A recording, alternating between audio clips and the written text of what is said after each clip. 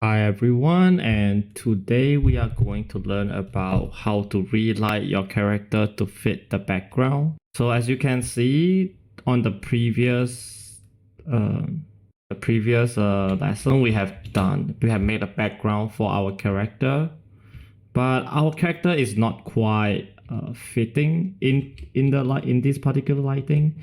So we can definitely do better to make her fit the background more.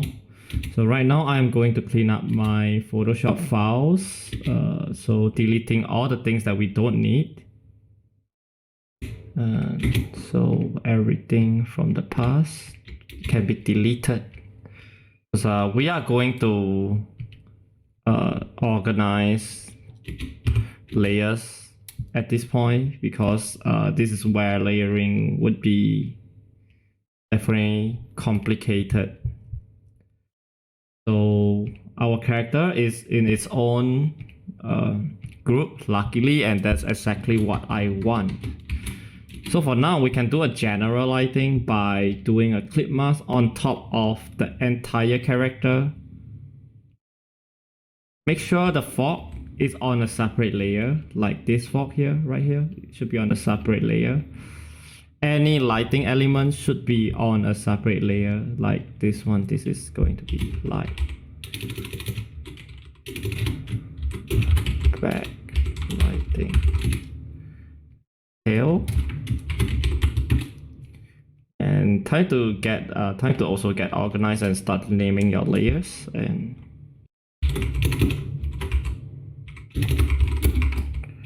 front fog. There are layers that is useless or I may have made by accident. Moon, we have a moon layer, moon texture layer. We have a lot of layer here that can be deleted as well. Let's go ahead and delete those layers that we no longer need.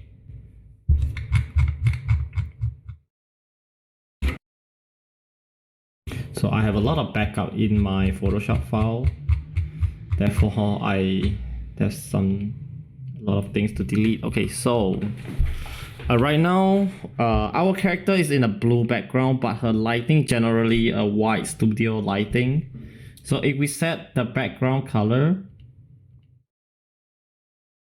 as a white,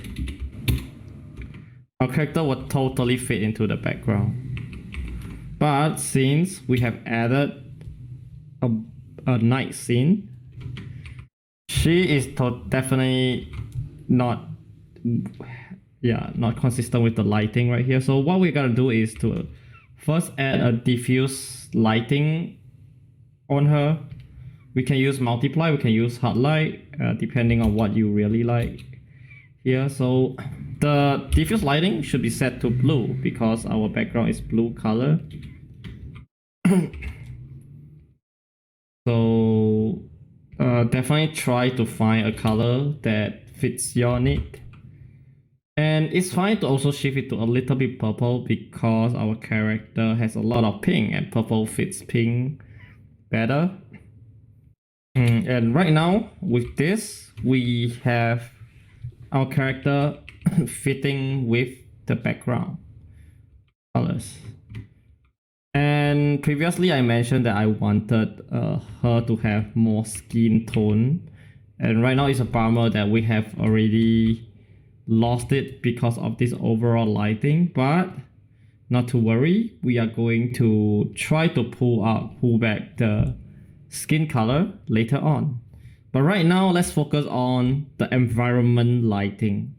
So after we have added this blue, even the highlight turns blue, right? So what we're gonna do is to first identify the light source. Our light source is going to be this moon. Therefore, we can make a new layer on top. The situation, you can use color dodge, you can use overlay. And let's try with overlay first. Our moon is a blue, it's a white light. It's a moon with white lighting. So white lighting generally is much easier to paint. So let's start adding the light. Be careful with overlay. Overlay doesn't work well with darker color. So if I were to set this to color dodge, I will get a more accurate color for the darker side. And maybe we should stick to color dodge instead. So let's get started and let's start painting the light in.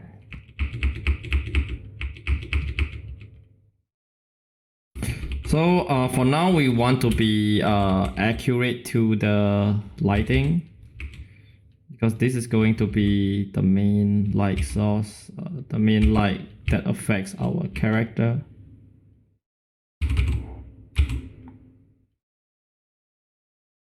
And places like that probably have a very strong rim light, here.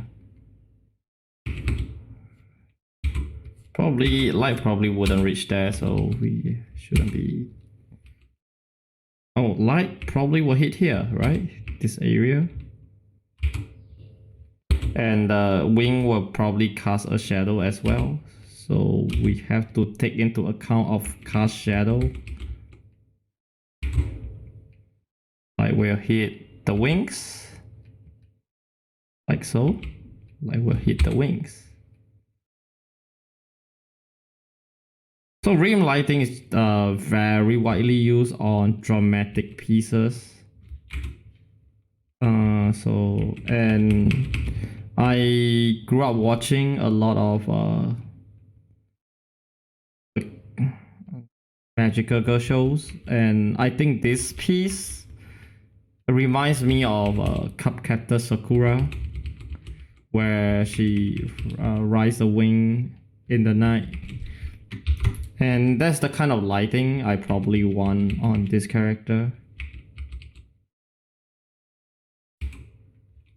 And right now this layer is only for the moonlighting. We shouldn't use it to paint any other kind of lighting. So yeah, just the moonlighting. Because we can use we should use a separate lighting path for another lighting if you want to add different colors of lighting. So yeah, let's focus on one thing at a time, and this is just the beginning of the moonlighting. And if you think that white light is boring, what you can do is darken your color dodge a little bit and then give it a little bit of colors. It can be blue in this case, or it can be purple in this case, because it's a moon color after all, right? So we want to be true to the colors of the moon. So blue seems to work a little bit. And then right now we have another path of lighting. Okay, let's imagine this is still a studio, right? And we have a ring light shining onto her. And this is where we can start pulling out her skin color. So we are going to use something that's more yellow, something that is more skin tone. So we can start going through her skin. The part that you want to show off, you can pull it out with this method.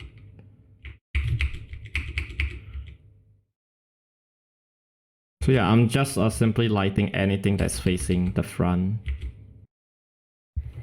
And we probably don't need to touch here because that's the places where you want to recede into the unknown. For the face, I want to keep it diffuse, so I go through the entire face. So just to pull out her actual skin tone. Yeah, because generally if you have too many, you have blue and red in the same spot, it will look very dirty like so. So maybe what we can do is also add more overlay colors into the skin area where you think is dirty. And what we can also do is give like a lighting coming from coming from below and hitting the face. This way, the face will have a warmer lighting to start with. Yeah, and we sort of get definitely much more vibrant color. Oh, you can also add it on the hair because the hair is too dirty with the blue. So having some red on it is definitely going to look good, but you have to pick the right place to add, because if we add it here, then it might be too pop. So maybe think of where the light would hit first. Maybe the underneath of the hair, maybe this part of the hair, and maybe this part when it's folding a little bit. But I kind of like the blue that we have here, so probably not touching that blue there. And then try to because when there's a very strong red and desaturation, there'll be very dirty color. So what we can do is glaze a little bit of pink throughout the entire part of the hair. Just glaze a little bit. And what we can do is we can definitely bump this up. Maybe for the wings too. Okay, so we have a backlighting. I forgot. Since we have a backlighting, the wing would have subsurface gathering on the wing itself. So I'm going back to the moonlighting layer and adding the subsurface to the wing. I'm picking back the purple and adding it back to the wing. And of course, if you think that it's too strong, just erase it. Since this is our lighting path, it doesn't really matter. So we can be true to the environment lighting, and this is true to the environment lighting, and we can cheat with a little bit of orange light if we want the skin color to pop a little bit more. So definitely the choice is yours to make, but for me, I really want to have a front lighting to pull out the skin tone. I really like the look of it.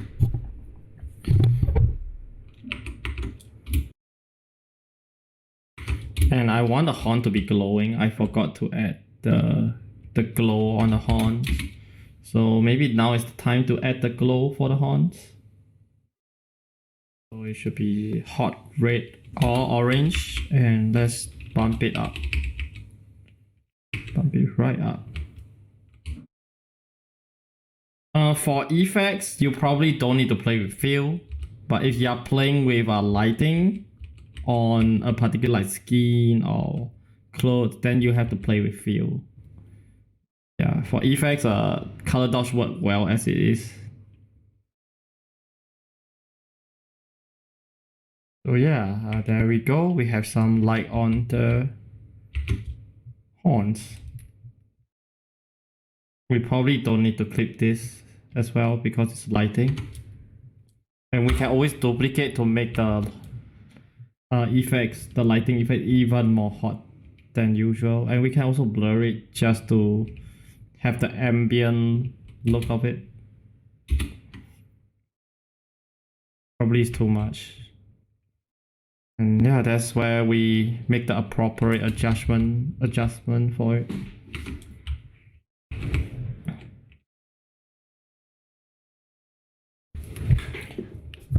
At this point, we have almost everything we want. The next step would be drawing the tail, finishing the foreground, and giving some